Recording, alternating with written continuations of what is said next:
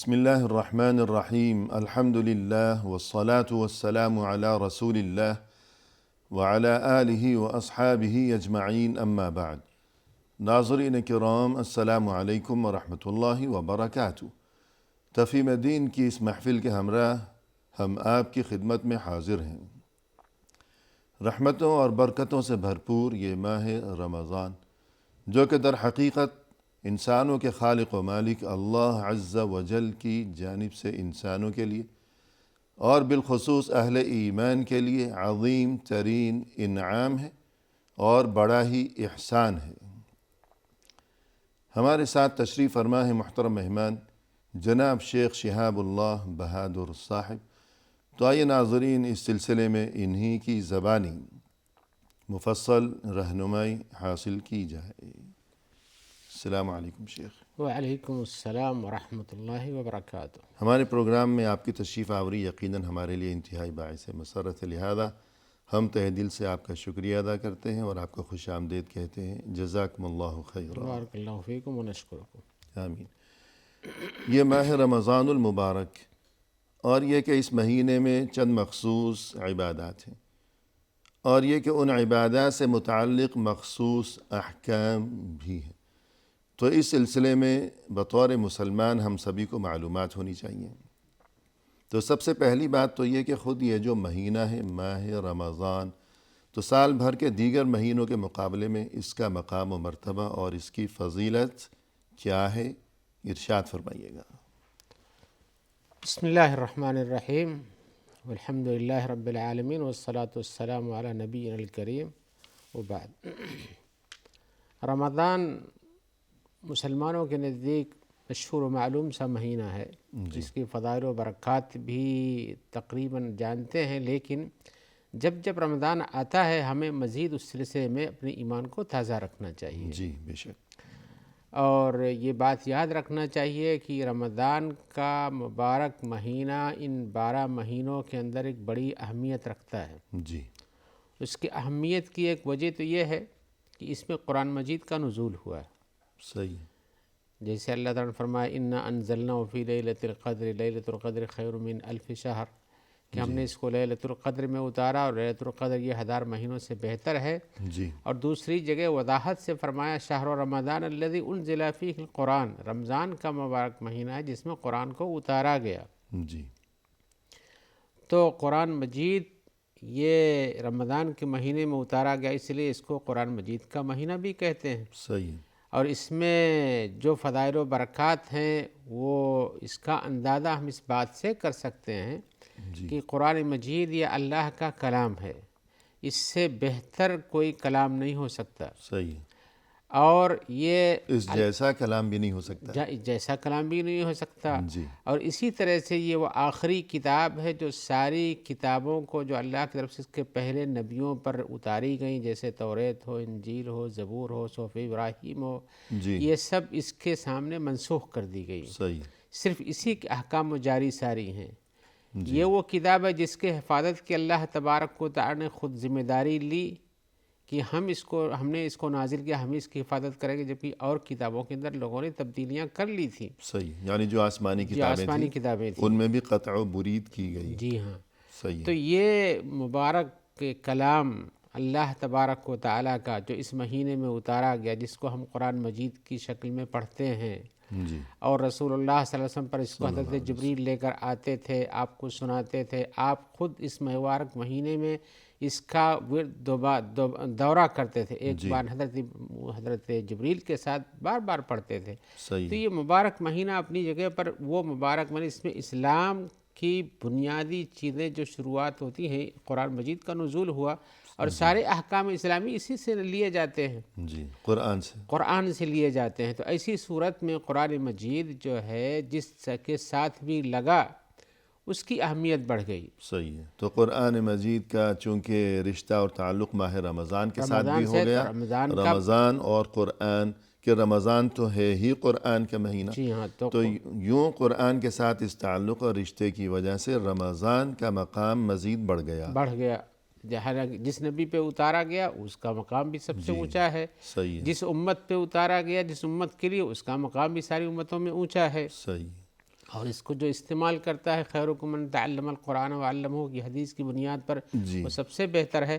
تو اس مبارک مہینے کی برکات کا اصلی سبب تو قرآن مجید ہے. جی بے شک. اور بلا شبہ یہ مبارک مہینہ اپنی جگہ پر بہت سی نعمتوں برکتوں کو لیے ہوئے ثواب بڑھا دیے جاتے ہیں، اور اس کے وجہ سے اللہ تبارک و تعالی اس میں بہت سے برکات عطا کرتا ہے. بلکہ رمضان کا مبارک مہینہ تو جو اس کو پائے اور اس کے حقوق کو ادا کرے تو ایک سال سے لے کر رمضان سے لے کر دوسرے رمضان تک اس کے گناہ معاف کر دیے جاتے ہیں. سبحان اللہ. جی حدیث شریف میں آیا ہوا ہے الصلوات الخمس والجمعۃ الی الجمعۃ ورمضان الی رمضان مکفرات لما بینہن اذا اجتنبت الکبائر. جی 5 نمازیں آپس میں 5 نمازیں جو ہوتی ہیں دن میں آتی ہیں، اور اسے جمعہ سے جمعہ تک، ایک جمعہ سے لے کر جمعہ تک، اور اسی طرح سے رمضان سے لے کر کے دوسرے آنے والے رمضان تک، یہ سب اگر اچھی طرح سے ادا کی جائیں تو کیا ہوتی ہیں؟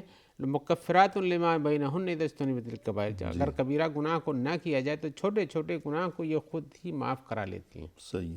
یعنی یہ جو 5 نمازیں ہیں روزمرہ کی، جی ہاں، جو کوئی ان کی پابندی کرے گا تو ایک نماز سے دوسری نماز کے درمیان کے عرصے میں اگر کوئی گناہ سرزد ہو گیا گناہ تو وہ دونوں نمازوں کی بدولت معاف ہو جائے گا. پھر ایک جمعے سے دوسرا جمعہ، یعنی نسبتاً اگر کوئی بڑا گناہ ہے جو پانچوں نمازیں پڑھنے کے باوجود جو معاف نہیں ہو سکا، تو ایک جمعے سے دوسرے جمعے کے درمیان جب دونوں جمعے پڑھے ہیں تو وہ معاف ہو گیا. اس سے بھی بڑا کوئی گناہ ہے تو ایک رمضان سے دوسرا رمضان، یعنی دونوں رمضانوں میں اگر اس نے روزے رکھے ہیں پابندی کے ساتھ، وہ دیگر عبادات کی پابندی کی ہے، تو وہ گناہ بھی معاف ہو جائیں گے انشاءاللہ. تو بلا شبہ یہ رمضان کا مہینہ اپنی جگہ پر یہی برکات نہیں رکھتا صرف، صحیح. اور بھی برکات ہیں جو حدیث میں بیان کی گئی ہیں. جی مثال کے طور پر اس کے اندر جو ہے جیسا کہ حدیث میں آیا کہ جب پہلی رات ہوتی ہے رمضان کی، جی یعنی رمضان کی شروعات ہوتے ہی حدیث میں صفدت الشیاطین ومردت الجن، اس کے اندر شیطانوں کو قید کر دیا جاتا ہے، اور اسی طرح سے جو سرکش جن ہوتے ہیں ان کو بھی قید کر دیا جاتا ہے. جی وغلقت ابواب النار، اور جہنم کے دروازے بند کر دیے جاتے ہیں. فلم یفتح منہا باب، تو اس کے سب کوئی دروازہ پورے مہینہ کھلتا نہیں. وفتحت ابواب الجنت، اور جنت کے سارے دروازے کھول دیے جاتے ہیں. فلم یغلق منہا باب، اس کے سارے دروازے کھلے ہی رہتے ہیں، بند نہیں ہوتے ہیں. جی ینادی منادن، اور ایک ندا کرنے والا منادی کرنے والا پکارتا ہے، یا باغی الخیر اقبل، اے اچھائی کے تلاش کرنے والے، بھلائی کے طلبگار، آگے قدم بڑھاؤ. صحیح ہے. یعنی اس کے لیے مواقع پیدا کیے جی ہاں. جاتے ہیں. ویا باغی الشر اقصر، اور اے برائی کے اندر جانے والے، برائی کی تلاش کرنے والے، پیچھے ہٹ جاؤ. صحیح. وَلِلَّهِ وَتَقَوْا مِنَ النَّارِ، اور اللہ تعالی جہنم سے لوگوں کو آزاد کرتے ہیں. وَذَلِكَ كُلَّ لَيْلَةٍ، یہ ہر رات میں آزادی ایسی دی جاتی ہے. جی تو اس کی وجہ سے ایک ایسا سما اور ماحول پیدا ہو جاتا ہے جی نیکیوں کا. جہنم کے دروازے بند، اور اس سے مراد یہ بھی ہو سکتا ہے کہ جہنم کی طرف لے جانے والے جو کام ہوتے ہیں ان کے اندر کمی کر دی جاتی ہے. صحیح. لوگ بذات خود طبعی طور پر، دلی طور پر اسلامی اعتقاد اور اعمال کی رغبت کی بنیاد پر ان سے پیچھے ہو جاتے ہیں. جی یعنی ہو سکتا ہے کہ کوئی انسان سال بھر کسی برائی میں مبتلا ہو یا کسی نیکی کی انجام دہی کے بارے میں وہ غفلت کا شکار ہو، لیکن رمضان میں ماحول ایسا بن جاتا ہے، اللہ کی طرف سے ایسے اسباب اور نورانی فضا گویا کہ بنا پیدا دی کر جاتی ہے ہاں. کہ اچھے اعمال انجام دینا وہ آسان محسوس ہوتا ہے، اور برائیوں کی طرف جو رغبت ہے وہ کمزور پڑنے لگتی ہے. یعنی اگر بھوک لگتی ہے کسی انسان کو، بھوک اور پیاس تو عام زندگی میں سال بھر آپ دیکھ لیجئے کہ ذرا سا کھانا جو ہے اس میں تاخیر ہو گئی تو انسان کتنا فتنہ، تڑپنے لگتا ہے. جی فتنہ برپا کر دیتا ہے کہ کھانا کھائیں، لیکن رمضان میں خاموشی کے ساتھ صبح سے شام تک بیٹھا رہتا ہے. ہاں، کتنی ساری عادتیں ہوتی ہیں انسانوں کی جو کہ شرعی طور پر قبیح مانی جاتی ہیں، لیکن ان کو دھڑلے سے استعمال. رمضان کا مبارک مہینہ آتے اس کے احترام میں ان ساری عادتوں کو چھوڑ دیتا ہے. جی تو یہ گویا کہ اللہ کی طرف سے ایک نورانی فضا یوں قائم کر دی جاتی ہے. تو جب ماہ رمضان کی اس قدر فضیلت ہے اور اتنی اہمیت ہے، تو ماہ رمضان کے ساتھ جو مخصوص عبادات ہیں ان میں یقیناً سر فہرست ہے اس مہینے کا روزہ. تو روزے کی لغوی و دینی اصطلاحی تعریف کیا ہے؟ ہاں میں یہاں ایک حدیث وہ بھی بیان کر دوں تھوڑی سی جی اس کے پہلے اس کے صحیح کہ رسول اللہ صلی اللہ علیہ وسلم اس مبارک مہینے کی آمد پر اپنے صحابیوں کو اس کی بشارت دیتے تھے. صحیح تو گویا کہ رمضان کا مبارک مہینہ آئے تو اس کے لیے خوشخبری دینا، اس کے لیے تیار کرنا، خوش رہنا، جی اس کو بہتر انداز سے بھرپور نیکیوں کے ساتھ ادا کرنے کی تیاری پہلے سے بتا دی جاتی ہے. صحیح.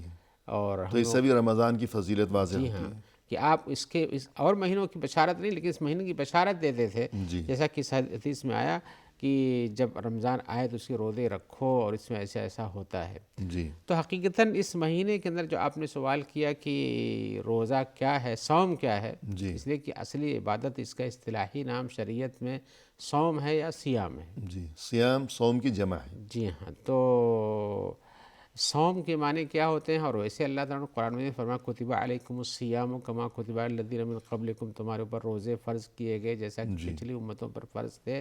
تو یہ سیام کیا چیز ہے، صوم کیا چیز ہے، جی یہ سمجھنا چاہیے. صوم کے لغوی معنی قرآن مجید جو قرآن مجید میں وارد ہوا ہے اس معنی سے بھی پتہ چلتا ہے جی کہ انسان اس میں رک جاتا ہے.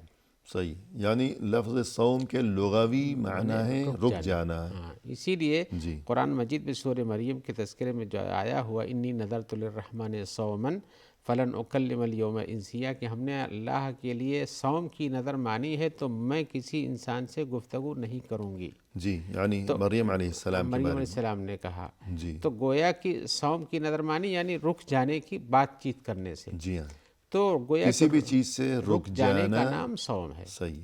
اب شریعت کی اصطلاح میں صوم کس کو کہتے ہیں؟ ایک اصطلاح جیسے ہم کہتے ہیں صلاۃ ہے، جی حج ہے، صوم ہے، یہ سب شریعت کی صرف جب بولا جاتا ہے ایک لفظ تو اس سے ایک خاص معنی مراد ہوتا ہے. جی نہ کہ لفظی یا لغوی ہاں لغوی معنی بلکہ مراد دینی معنی دینی معنی اصطلاحی. جو مراد ہوتا ہے اس کو صحیح. اصطلاح شرعی کہتے ہیں. جی ہاں تو اس معنی کا اطلاق جب ہم صوم بولیں گے یا صلاۃ بولیں گے تو اس وقت حج بولیں گے تو حج کے تصور میں دیکھیے کیا تصور پیدا کہ آدمی جائے گا، احرام باندھے گا اور جائے گا، طواف کرے گا اور اسی طرح سے جائے گا منی اور عرفات جائے گا. یعنی اصطلاحی اور شرعی معنی ذہن میں آئیں گے. گویا کہ اس حج کہیے تو یہ سارے تصورات ایسے ہی صوم جب کہتے ہیں جی تو اس کا ایک مفہوم ہوتا ہے کہ وہ فجر کے طلوع ہونے اس کے وقت سے لے کر کے صبح صادق کے طلوع ہونے کے وقت سے لے کر کے سورج کے غروب ہونے تک ایک مخصوص عبادت کی مخصوص انداز میں نیت کر کے اس کے ساتھ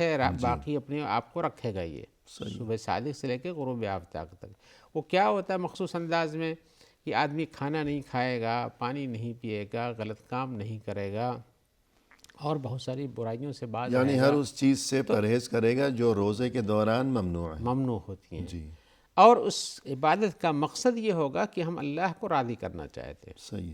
یہ نیت ہوگی، ایسے نہیں کہ خالی کھانا پانی چھوڑنے کا مقصد ہے بلکہ اس میں رغبت ہوگی، نیت ہوگی کہ ہم اللہ کو راضی کرنا چاہتے ہیں، اللہ کے حکم کی پابندی ہمارا مقصود ہے. جی یعنی عمل تو ایک ہی ہے لیکن نیت کی وجہ سے فرق پڑ جی جائے ہاں گا. نیت کی شاید کوئی دن بھر کھانا پینا چھوڑ کر بیٹھا رہی ہے سوچ کر کہ میرا وزن کم ہو جائے گا، صحت اچھی ہو جائے گی. جی ہاں تو یہ سب جو ہے یہ گویا دین کے ساتھ مذاق ہے. ہم مذاق کے علاوہ پھر اس کو صوم عبادت کی نیت صوم ہونی نہیں کہہ چاہیے. سکتے. جی ہاں اس بالکل کو صحیح صوم ہے. نہیں کہہ سکتے ہیں.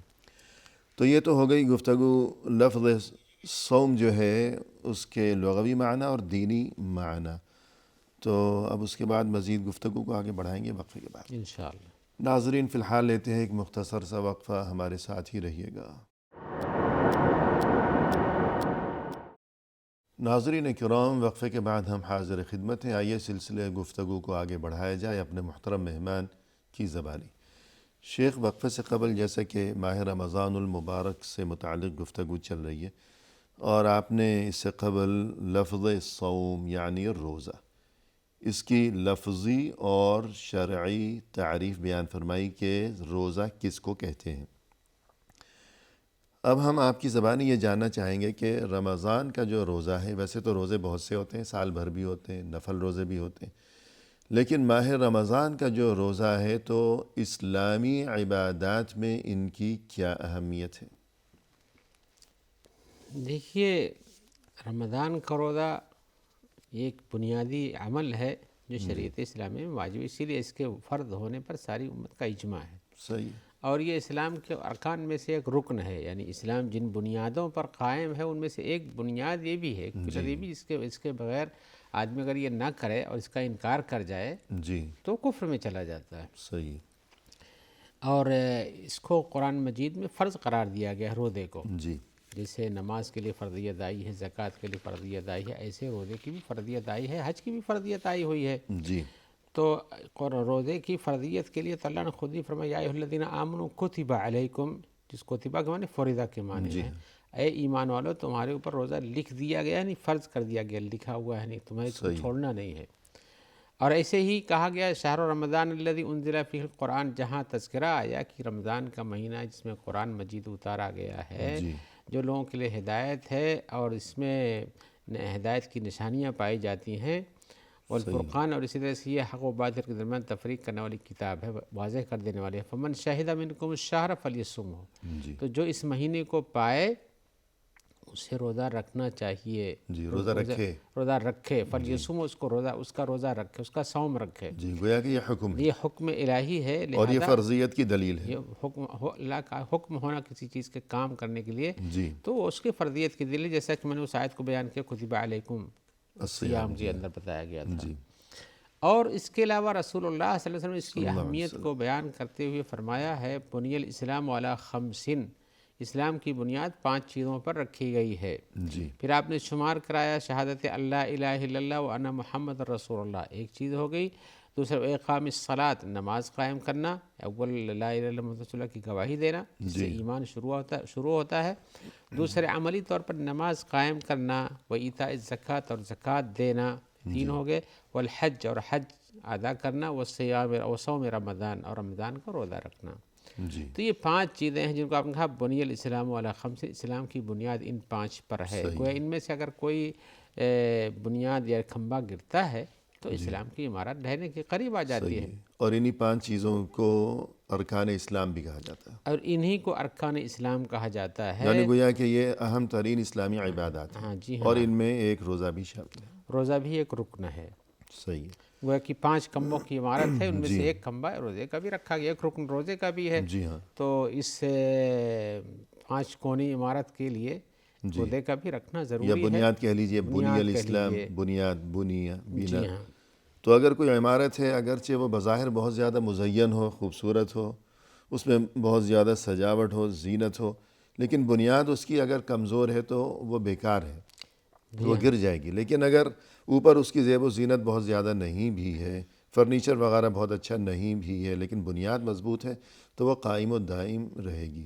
تو یہ اعمال 5 یہ دین اسلام کی بنیاد ہے، تو ان کی مضبوطی ضروری ہے۔ ان کے بغیر عمارت نہیں رہ سکتی۔ اور عمارت کے اندر گرچہ کہ اندر سے زیب و زینت ہو کہ میں اخلاقی طور بہت اچھا ہوں، میں بہت خیرات کرتا ہوں، میں بہت لوگوں کے ساتھ اچھی باتیں کرتا ہوں، جی لیکن ان 5 بنیادی چیزوں پر عمل نہ ہو صحیح ہے۔ تو اس کے ان سارے کاموں کی فضیلت سے اس کی عمارت کھڑی نہیں رہ سکتی ہے۔ جب اس کے پاس بنیاد ہی نہیں ہے جی ہاں، تو باقی چیزوں کی کوئی حیثیت نہیں ہے۔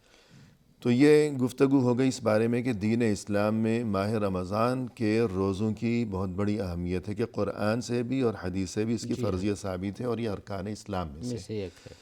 تو ماہ رمضان کے روزے کی فضیلت اس بارے میں فرمائیے گا۔ جی ہاں، جب اس مہینے میں جیسے میں نے شروع میں بتایا کہ قرآن مجید کا نزول ہوا اور اس کے اندر ایک خاص عبادت اللہ نے رکھی ہے، جی گویا کہ یہ عبادت بھی اسی طرح سے جب انسان کو کوئی بڑی نعمت حاصل ہو جی تو اس کے شکر کے طور پر اسے ادا کرنا چاہیے۔ ہمیں اگر مان لے کہ جیسے حضرت مریم نے کہا کہ مجھے ان کو جب ان کو اولاد عطا ہوئی تو کہا کہ ہم اللہ کے لیے روزے سے آج کسی بات نہیں کریں گے، جی تو اسی طرح سے کوئی عبادت ملتی ہے، کوئی کام ملتا ہے، اس کے شکر کرنا چاہیے۔ تو اسلام کی بنیاد جن 5 چیزوں اس میں سے ایک روزہ بھی رکھا گیا۔ جی روزہ ایک افضل عبادت ہے، صحیح، اور افضل عبادت ہونے کی مثال اور دلیل بھی ہے کہ اللہ تعالیٰ نے اس کو فرض قرار دیا ہے تاکہ لوگ متقی بن جائیں۔ جی یعنی اس کی غرض و غایت بھی، بہت سی باتوں کی غرض و غایت نہیں معلوم رہتی ہے، نہیں بتائی جاتی ہے، لیکن اس کے تحت بتایا گیا کہ اس کا مقصد کیا ہے۔ جی کہ متقی بن جائیں۔ جی ہاں، اللہ نے فرمایا یا ایھا الذین آمنوا کتب علیکم الصیام کما کتب علی الذین من قبلکم لعلکم تتقون، تاکہ تم متقی بن جاؤ۔ صحیح. ہم متقی بن جائے گا اگر آدمی. اور مزید یہ کہ تقویٰ کی طرف منتقلی سے پہلے یہ کہ روزے کی فضیلت یوں بھی واضح ہوتی ہے اس آیت کی روشنی میں کہ نہ صرف یہ کہ اس امت بلکہ اللہ کی طرف سے یہ خبر دی گئی کہ جو تم سے پہلے امتیں گزر چکی ہیں ان پر بھی ہم نے روزہ فرض قرار دیا تھا. گویا کہ بڑی اہم عبادت اللہ تھی، کے اس کو نزدیک کسی امت اتنی سے یہ بلایا محبوب نہیں و گیا. پسندیدہ عمل ہے اس قدر. جی ہاں. اور بہت سی امتوں کے اندر آپ سنتے ہوں کہ کہتا ہے اپواس کیا ہوا ہے، کوئی کہتا ہے بریک فاسٹ کیا ہوا ہے، کوئی فاسٹ کیا ہوا ہے، کچھ کیا ہوا ہے. تو اس طرح سے روزہ رکھنے کے طور طریقے تو اور بہت ساری قوموں کے اندر پائے جاتے ہیں.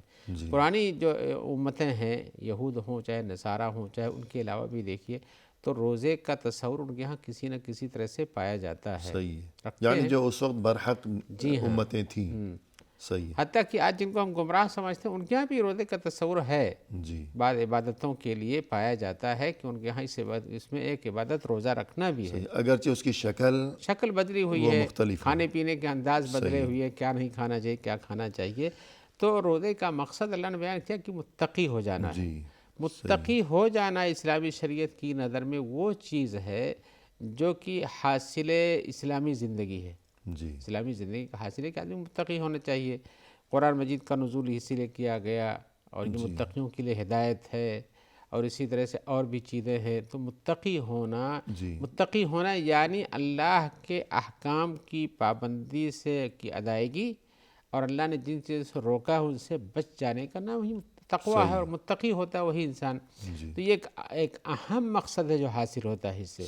اور یہ اس چیز کو اگر کوئی تصور کرنا چاہے تو رمضان میں دیکھے کہ آدمی کس طرح سے پابندی احکام کرتا ہے اور اپنی خواہشات نفس کو دبا کے رکھتا ہے. کہ جن چیزوں سے روزے کے دوران منع کیا گیا ہے وہ ان سے منع ہی رہتا ہے، باز رہتا ہے. حالانکہ کوئی دیکھنے والا ہے یا نہیں اس سے غرض نہیں. اللہ نے منع کیا ہے، اللہ دیکھ رہا ہے. تو اللہ کی خاطر کچھ اچھا کام کرنا، اللہ کی خاطر کسی برائی سے یا جس چیز سے بھی اللہ نے منع کیا ہے اس سے باز رہنا، صرف اللہ کی خاطر، تو اسی چیز کا نام تقویٰ ہے. جی ہاں. اور کوئی بھی چیز کی اہمیت اس کے مقصد و غایت سے پتہ چلتا ہے کہ اس کے کرنے سے کیا چیز حاصل ہوتی ہے. تو جب یہ غایت اور مقصد جو ہے، جو چیز یعنی ہدف جو حاصل ہونے والا تقویٰ ہے تو بہت اہم چیز ہے. اس لیے یہ عبادت بھی بہت اہمیت کی دلیل ہے اور بڑی افضل عبادت ہوتی ہے. بے شک. تو ایک بات تو یہ ہو گئی جس سے ماہ رمضان کے روزے کی فضیلت واضح ہوتی ہے کہ یہ گزشتہ امتوں پر بھی تھی اور کسی نہ کسی شکل میں. اور دوسری بات یہ کہ اس کا جو مقصد ہے وہ بہت اہم ترین ہے، بہت قیمتی ہے، اور وہ ہے تقویٰ کا حصول. مزید اس بارے میں فرمائیے. جی ہاں. اسی طرح سے انسان اپنی فطرت کے حساب سے یہ نہیں ہے کہ فرشتہ ہے وہ. گناہ تو اس سے سرزد ہو جاتے ہیں. صحیح. نہ مکمل طور سے شیطان ہی ہے، درمیان میں ہے، لہذا عبادت بھی کرتا ہے، گناہ بھی ہو جاتے ہیں. خطا اس سے ہونا ہے. حضرت آدم سے خطا ہوئی اور ایسے ہی کل بنی آدم خطاؤن کی حدیث ہے کہ ہر بنی آدم سے، آدم کی اولاد سے غلطیاں ہوتی ہیں. وہ خیر الخطائین التوابون، اور ان میں سے خطا کاروں میں سے سب سے اچھے وہ ہوتے ہیں جو توبہ کر لیتے ہیں. صحیح. یعنی یہ نہیں فرمایا کہ کبھی غلطی ہوگی ہی نہیں. جی ہاں. یہ نہیں فرمایا. تو غلطی ہوگی، چاہے جانے میں کبھی انجانے میں. صحیح. تو غلطیوں کے معاف کرنے کے اسباب اگر ہمارے پاس مہیا کر دیا جائے، جو ہماری زندگی میں غلطی ہو ہی جانی ہے کبھی نہ کبھی، لیکن اس کو معاف کرنے کا راستہ بھی بتا دیا جائے تو یہ بڑی اہم کامیابی ہے. یہ کہ آخرت میں جو حساب و کتاب ہوگا، جو جواب دینا ہوگا، جو وہاں سزا بھگتنا ہوگی، اس سے پہلے ہی دنیا میں بھی انسان اگر پاک اور صاف ہو جائے گناہوں سے تو یہ بہت بڑی نعمت ہے. کہ آخرت کا معاملہ تو بہت نازک ترین ہے. جی ہاں. اسی لیے حدیث میں دیکھیے اللہ کے رسول فرماتے ہیں من صام رمضان ایمانا واحتسابا غفر له ما تقدم من ذنبه. جس کسی نے رمضان کا روزہ رکھا، رمضان کا صوم ادا کیا ایمان کے ساتھ اور احتساب کے ساتھ. ایمان یعنی اس کا ایمان مضبوط ہے جیسے اللہ پہ ہونا چاہیے، اور احتساب یہ ہے کہ اس کو اپنے اس کام سے مقصد یہ ہے کہ اللہ تبارک و تعالیٰ کے اس کا ثواب جو ہونا چاہیے وہ مل جائے. صحیح. اس امید کے ساتھ رکھتا ہے تو غفر له ما تقدم من ذنبه. تو اس کے پچھلے جو گناہ ہوئے ہوتے ہیں وہ سب معاف کر دیے جاتے ہیں. تو گویا کہ گناہوں کے معاف کرنے کا ایک بہت بڑا ذریعہ، اور جو ہم نے بتایا کہ انسان سے گناہ ہونا ہی ہے، ہو جاتا ہے، اور معافی کرنے کا راستہ اسے ڈھونڈنا چاہیے. اس میں سے ایک بہت اہم راستہ روزہ رکھنا بھی ہے. رمضان کے روزے خاص طور سے اس کام کو ادا کرتے تھے. سبحان اللہ. اور یہ ایک فضیلت ہو گئی کہ گناہوں کی معافی کا سبب. مزید اسی طرح سے انسان اس دنیا میں انسان تو پہلے جنت ہی میں تھا نا، جی حضرت آدم، صحیح ہے، اور وہیں سے اس کو غلطیوں کی بنیاد پر اتار کے یہاں بھیجا گیا. جی لیکن حضرت آدم نے جو غلطی کی، پھر انہوں نے توبہ کیا اور اللہ تبارک و تعالیٰ نے ان کے کلمات کو سنا جی اور ان کی معافی کر دی. دوبارہ ان کے لیے جنت میں واپسی کا راستہ بنا دیا، صحیح، اور ان کی اولاد کے لیے یہ راستہ موجود ہے. یعنی ہمارے لیے سب جی ہاں، آدمیوں کے لیے. ہم سب آدمیوں کے لیے، جی بشرطے کہ انسان دنیا میں رہتے ہوئے ان احکام پر عمل کرے جسے اللہ نے انسانوں کی ہدایت اور مغفرت کے لیے اتارا ہے. جی انہی میں سے ایک رمضان کا روزہ بھی ہے. صحیح. اگر ایسا کرتا ہے تو پھر اس کے لیے مخصوص ایک نعمت جنت میں رکھی گئی، اس کا ایک خاص دروازہ بنا دیا گیا ہے جی سبحان اللہ، روزے داروں کے روزے لیے. داروں کے لیے. جو روزہ رکھے گا اس کے لیے اسپیشل گیٹ تیار کیا گیا کہ آپ اس سے تشریف لاؤ. جی سبحان اللہ، اللہ کے رسول فرماتے ہیں صلی اللہ علیہ وسلم، صلی اللہ علیہ وسلم. ان فی الجنت بابا یقال له الریان، جنت میں ایک دروازہ ہے، ایک گیٹ ہے جس کو ریان کہا جائے گا. جی جیسے ہر دروازے کے نام رکھے جاتے ہیں، ان میں سے ایک دروازے کا نام ریان ہے. جی ویسے بھی ریان کا معنی جو عربی زبان میں ہے، جی سیراب کر دینے والا، پیاسوں کی پیاس بجھانے والا. سبحان اللہ، یعنی روزے دار چونکہ دن بھر بھوکا پیاسا رہتا ہے جی ہاں، تو اللہ کی رضا کی اس خاطر. مناسبت سے وہ نام بھی بہت اچھا ہے. سبحان اللہ. تو ریان کہتے ہیں اس انسان کو کہ جو پانی پی کر کے سیراب ہو جائے. صحیح ہے. سوچ لیجیے اگر کسی کو شدید پیاس لگی ہو اور اس موقع پر اس کو پانی دے دیا جائے جس سے زندگی بچتی ہے. جی کھانے سے پہلے پانی ضروری ہے اس میں. جی اگر کھانا دے دیے تو کھانا تو گلے میں اٹک جائے گا، لیکن پانی سے تو انسان کی زندگی بچ جاتی ہے اور گلا بھی تر ہو جاتا ہے. تو پانی سے ہی زندگی ہے. جی ہاں، وَجَعَلْنَا مِنَ مِنَ الْمَاءِ الْمَاءِ كُلَّ كُلَّ شَيْءٍ شَيْءٍ حَيٍّ. حَيٍّ. صحیح. تو اس ریان کے دروازے سے جائے گا. جی حدیث میں آئے ان فی الجنت بابا یقال له الریان، جنت میں ایک دروازہ جس کا نام ریان ہے. يدخل منه الصائمون یوم القیامت لا يدخل منه احد غیرهم. اس گیٹ سے صرف روزہ دار صائم لوگ جائیں گے اور ان کے علاوہ کوئی بھی اس گیٹ کو اندر پار کر کے نہیں جا سکے گا. جی سبحان اللہ. یقالو، اس دروازے پہ پکار کیا جائے گا، این الصائمون، روزہ رکھنے والے کدھر ہیں؟ صائم لوگ کہاں ہیں؟ یعنی ان کے ایسے نہیں جیسے آپ دیکھیں لوگ استقبال کے لیے کارڈ لے کر کھڑے رہتے ہیں، بلاتے ہیں فلاں فلاں، جیسے آپ دیکھیں ایئرپورٹ وغیرہ پہ دیکھیں گے مثال کے طور پر. تو اس دروازے پر بھی وہاں صائمین آ جائیں. یعنی یہاں جیسے آپ بہت جگہ دیکھتے ہیں لوگ کسی جگہ پہ جانے کے لوگوں کو پکارتے ہیں، جی تو وہاں جنت میں اس گیٹ سے جانے والوں کے لیے صائمین کا لفظ پکارا جائے گا. تو یہ لوگ جائیں گے، فیقومون، تو یہ لوگ جائیں گے اور اس کے اندر جائیں گے. لا يدخل منه احد غیرهم، جی ان کے علاوہ اور کوئی نہیں جائے گا. اس دروازے فَإِذَا سے. دَخَلُوا، تو جب وہ اندر ہو جائیں گے سارے صائمین، اغلق، تو وہ دروازہ بند کر دیا جائے گا. سبحان اللہ. یعنی روزے داروں کے لیے ایک مخصوص دروازہ ہے جنت میں، پھر ان کے علاوہ کوئی بڑی دوسرا اس میں فضیلت نہیں جا ہے. سکے گا. جی بہتر. ناظرین کرام فی الحال لیتے ہیں مختصر سا وقفہ، ہمارے ساتھ ہی رہیے گا. ناظرین کرام، وقفے کے بعد ہم حاضر خدمت ہیں. آئیے سلسلہ گفتگو کو پائے تکمیل تک پہنچایا جائے اپنے محترم مہمان کی زبانی. شیخ، وقفے سے قبل جیسے کہ آج کی اس ملاقات میں ہمارا موضوع گفتگو ہے ماہ رمضان اور اس مہینے سے متعلق مخصوص عبادات اور ان سے متعلق مخصوص احکام و تعلیمات. روزے کے بارے میں گفتگو کی جا رہی تھی. آپ نے فرمایا کہ یہ ماہ رمضان، اس کی بڑی فضیلت ہے اور اس مہینے کے دوران روزے کی بہت بڑی اہمیت ہے اور بڑی فضیلت ہے. تو جب ماہ رمضان کا روزہ اس کی اتنی اہمیت ہے اور اتنی زیادہ فضیلت ہے، تو پھر ہمیں یہ بات بھی معلوم ہونی چاہیے کہ یہ روزہ یعنی رمضان کا روزہ یہ کس پر فرض ہے. اس بارے میں رہنمائی فرمائیے گا. جی ہاں، اس کی فضیلتیں بہت ساری ہیں. کچھ ہم نے بتا سکے، بہت ساری فضیلتیں اس کی ہم نہیں بتا سکتے، اس لیے کہ بہت ساری فضیلتیں ہیں اور اس کو خاص اہمیت دی گئی ہے شریعت میں رمضان کے روزوں کو. لیکن یہ کس پر فرض ہے یہ جاننا بھی ضروری ہے. جب اتنی اہمیت ہے تو ہر ایک انسان کو جاننا چاہیے ہمارے اوپر فرض ہے کہ نہیں، اور کس پر لاگو ہوتا ہے، کس پر نہیں لاگو ہوتا ہے. تو حقیقت یہ ہے کہ یہ فرض ہے، جیسا کہ حدیث شریف میں آیا ہوا ہے کہ یہ فرض کیا گیا اس پر جو مریض نہ ہو. قرآن مجید کی آیت میں اس کی صراحت آئی ہوئی ہے، جو مسافر نہ ہو، جو یعنی مسافر کے سفر کی شکل میں روزہ فرض نہیں رہ جاتا ہے، وہ چاہے اگر امکان ہے تو رکھے ورنہ رخصت اختیار کرے.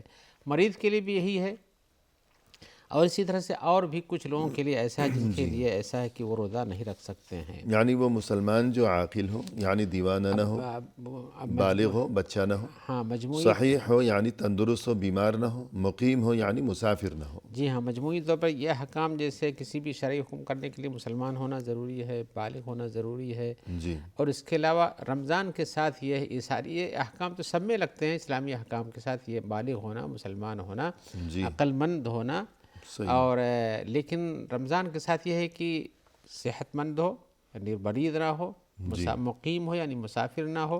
और ऐसे ही औरतों के साथ एक हुक्म और भी लग जाता है, उनके लिए कुछ बातें बाज़ वक्तों में मना हो जाती हैं, उन वक्तों के हिसाब से रमज़ान को रोज़ा भी मना हो जाता है जबकि हैद व निफास की हालत में हो। जी सही है। तो ये गुफ्तगू हो गई यानी माह रमज़ान का रोज़ा किस पर फ़र्ज़ है। तो कुछ ऐसे लोग भी हैं कि जिन्हें इस बात की इजाज़त है कि वो फ़िलहाल रमज़ान में रोज़ा न रखें, लेकिन बाद में उनके साथ फिर आगे मुख्तलिफ़ किस्म के हालात अहकाम बदलते हैं। रहते हैं, जी हाँ। उनमें से एक किस्म ये है जिनके ऊपर यह है कि उन्हें इफ्तार करना चाहिए, रोज़ा छोड़ने की इजाज़त है उनको, जी और उनको बड़े होने जैसे उम्र रसीदा इंसान है, सही है।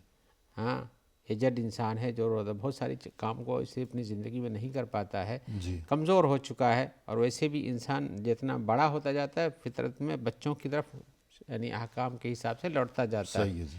उसके हालात खुद नहीं कर सकता कामों को, भूख उसकी प्यास सेहत वो नहीं रहती जो नहीं जवानी रह में जाती थी। है। जी तो उम्र दराज इंसान जो रोज़े की ताकत नहीं रखती, इसलिए कि तो इसके लिए है कि वो रोज़ा ना रखे, लेकिन उनकी तरफ से फिदिया देना है। जी हम फिदिया भी बयान करें क्या होता है। और ऐसे ही वो आदमी जो दायमुल मर्द हो गया है, जी उसको बीमारी छोड़ती ही नहीं, ऐसी बीमारी लग गई जिसके साथ रोज़ा रखने का इम्कान नहीं मौजूद है जी उसके, यानी अब इस बीमारी से अब शिफा याबी की उम्मीद नहीं है, बची है। जी तो उसके लिए भी है कि वो हो मरीज़ के लिए इसे रोज़ा रखने की छोड़ने की गुंजाइश है। तो इसके लिए मुसलसल बीमारी तो मुसलसल कैसे रखेगा, वो भी रोज़ा छोड़ सकता, लेकिन इनका काम क्या है कि वो उसका फिदिया अदा करेंगे। सही है, रोज़े का। जी हाँ। जी तो इसमें बुढ़ा मर्द हो चाहे बुढ़ी औरत हो, बीमार मर्द हो या बीमार औरत हो, या ऐसे वो अफराद जो इनके हुक्म में आ सकते हैं, जी जिनका काम ऐसे मुसलसल है कि उसके साथ रोज़ा रखने के इम्कानात नहीं हो सकते, तो उनके लिए भी ये हुक्म लगता है। जी और ऐसे ही अल्लाह ताला ने फरमाया अल्लज़ीना यतीक़ूनहु फ़ित्रुन ताअम मिस्कीन, कि जो लोग उसकी ताकत नहीं रखते उनके ऊपर फिदिया है, एक मिस्कीन का खाना खिलाना है। जी ये फिदिया यही है। 30 दिन के रोज़े हैं, 30 मिस्कीन को खाना खिलाना है।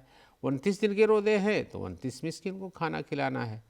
अब मिस्कीन का खाना जैसे आम हालात में इंसान अपने मालदारी गरीबी के हिसाब से खाता पीता है, उसी हिसाब से उस पर वाजिब भी होता है। जी और ये खाना सुबह शाम का जैसे होता है वो होता है। सही है। ये तो एक किस्म एक हो किस्म हो गई गई। कि वो लोग जिन्हें रोज़ा छोड़ने की इजाज़त है लेकिन हर रोज़े के बदले वो फिदिया अदा करेंगे। हाँ। ये उम्र रसीदा अफराद है या वो मरीज़ जिसका मरज़ दायमी है। दायमी हो चुका सही, है, ये या एक उसी मामला हो हुक्म में गया। जो ऐसे आते हैं जिनकी बीमार जिनके उज़्र ख़त्म नहीं हो सकते। सही।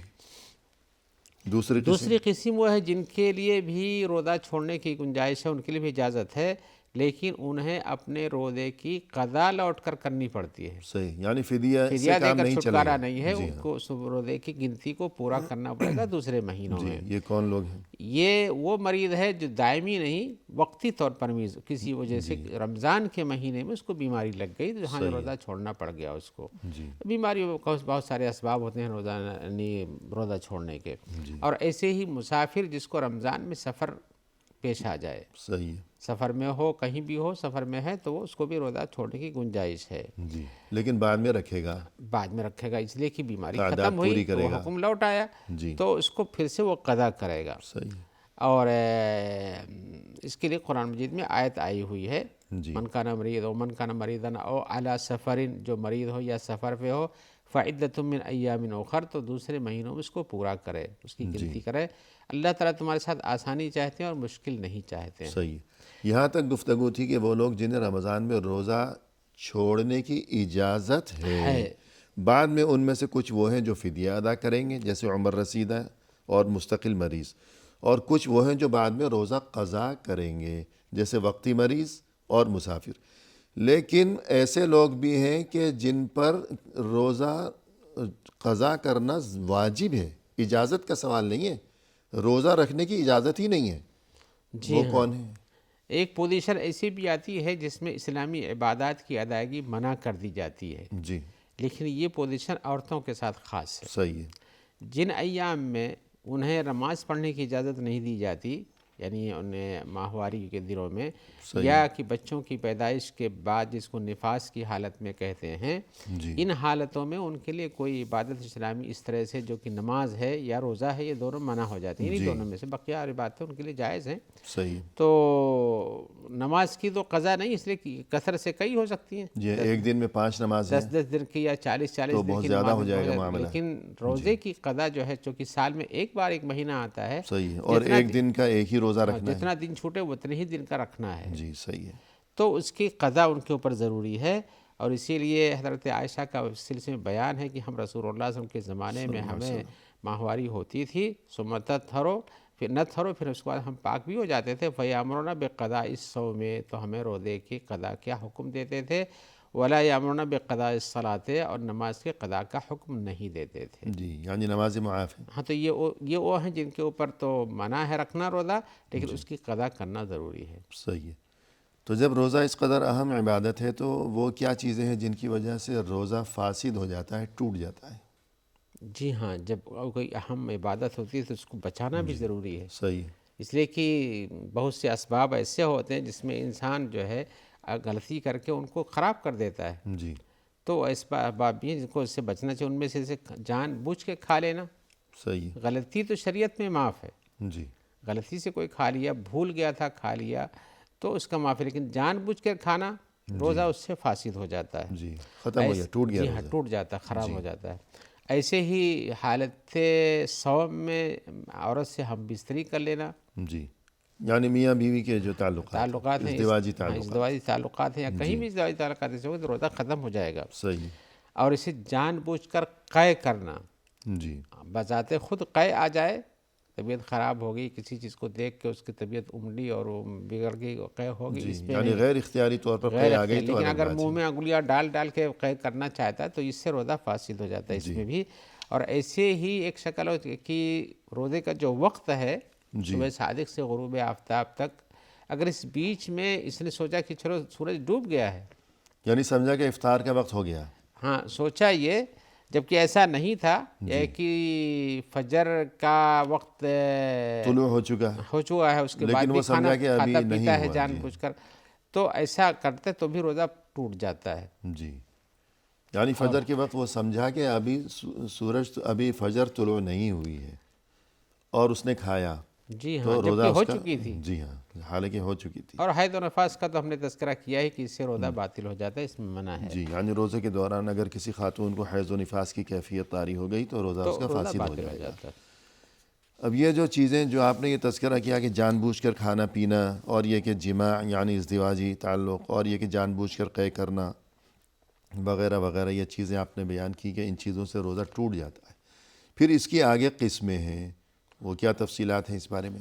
جی ہاں، ہم ان چیزوں کو جن کو ہم نے بیان کیا سب حدیثوں سے ثابت ہیں، لہٰذا ان کی تفصیل ہم حدیثوں سے نہیں پیش کر رہے ہیں، لیکن جو چیز اس کے باطل ہو جانے کے بعد کیا کرے گا انسان، جی نتیجہ کیا برآمد ابھی ہوگا؟ روزہ خراب ہو گیا، خراب کر دیا اس نے خود سے، صحیح، خراب کر دیا تو خراب ہوگا ہی، تو کیا کرنا چاہیے اس میں؟ ان میں سے یہ قسم بنتی ہے کہ روزہ تو باطل ہو جاتا ہے لیکن اس کے بعد اس کو قضا کرنا پڑتا ہے، جی رمضان کے بعد وہ رکھے گا جی روزہ، ہاں۔ دوسرا یہ روزہ باطل ہو جاتا ہے لیکن اس میں قضا اور کفارہ بھی لگ جاتا ہے، جی صرف ایک دن کا وہ روزہ یعنی قضا وہ کافی نہیں ہے بلکہ کفارہ دینا بھی پڑتا ہے۔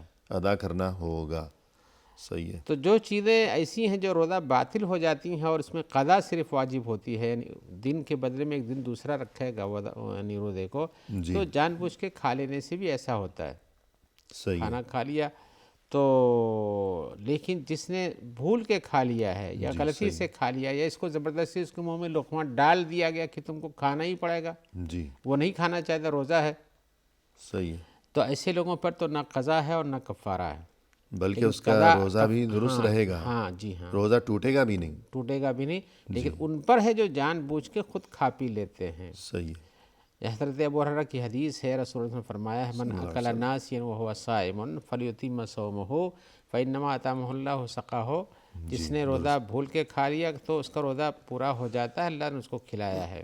صحیح ہے، تو جان بوجھ کر کچھ کھا پی لیا، یقیناً اس سے بھی روزہ ٹوٹ گیا، اور یہ کہ وہ قضا رکھے گا، اگرچہ بعض اہل علم کا یہ بھی کہنا ہے کہ وہ کفارہ بھی دے گا، واللہ اعلم۔ ہاں ایسے ہی لیکن ایک چیز جو کہ بہت زیادہ سب سے زیادہ ضروری ہے، جس پر بالاتفاق سبھی کے نزدیک صرف قضا کافی نہیں بلکہ کفارہ بھی دینا ہوگا، وہ کیا چیز ہے؟ وہ حالت روزہ میں ہم بستری کر لینا ہے۔ صحیح ہے۔ یہ ایک عظیم گناہ ہے، جس نے روزے کی حرمت کو پامال کیا ہے، تو اس پامالی کے نتیجے میں اس نے یہ ہلاک ہو گیا۔ جیسے کہ صحابی رسول نے کہا کہ میں آیا ہوں، ہلاک ہو گیا۔ میں کہا کیوں؟ کہا رمضان میں ہم نے ایسی غلطی کر دی ہے، بیوی کے ساتھ ہم بستری کر لی۔ تو کہا کہ تو یہ وہ عمل ہے جس پر بالاتفاق سبھی کے نزدیک نہ صرف قضا بلکہ کفارہ بھی ضروری ہے۔ اب وہ کفارہ کیا ہے مختصر کفارہ یہ ہے کہ یعنی غلام آزاد کرے، نہیں ہے تو پھر وہ 60 دن کا مسلسل روزہ رکھے، جی اور اگر یہ بھی نہیں کر سکتا ہے تو 60 مسکینوں کو کھانا کھلائے، جی، اور اگر کفارہ وہ بھی بہت سخت ہے۔ اور اگر وہ بھی نہ ہو سکے جی تو اتنا غریب اور فقیر ہو کہ مسکین کو کھانا بھی نہیں دے سکتا ہے، تو پھر اللہ سے توبہ کرے۔ جی، لیکن بہرحال کفارہ تو یہ مقرر ہے، طے جی ہے۔ ہاں، کفارہ مقرر ہے۔ تو رمضان میں اس قسم کی حرکتوں سے انسان کو چاہیے کہ اپنے آپ کو کنٹرول کرے، کہ روزے کا تو مطلب ہی ہے خود کو قابو میں رکھنا۔ اگر کسی نے یہ ازدواجی تعلق جو ہے روزے کے دوران یہ عمل کیا ہے تو کفارہ اتنا سخت ہے، 2 مہینے لگاتار اسے روزے رکھنا ہوں گے، تو لہذا اس بات کو ذہن نشین رکھنا چاہیے۔ پروگرام کے اختتام پر ہم تہہ دل سے آپ کا شکریہ ادا کرتے ہیں کہ آپ تشریف لائے اور آپ نے نہایت مؤثر و عمدہ انداز میں رہنمائی فرمائی، لہذا جزاکم اللہ خیرا۔ بارک اللہ فیکم۔ آمین یا رب۔ اور اسی کے ساتھ ناظرین کرام، اختتامی موقع پر تہہ دل سے ہم آپ کا بھی شکریہ ادا کرتے ہیں کہ آپ نے ہمارا یہ پروگرام دیکھا۔ فی امان اللہ، وآخر دعوانا ان الحمد للہ رب العالمین۔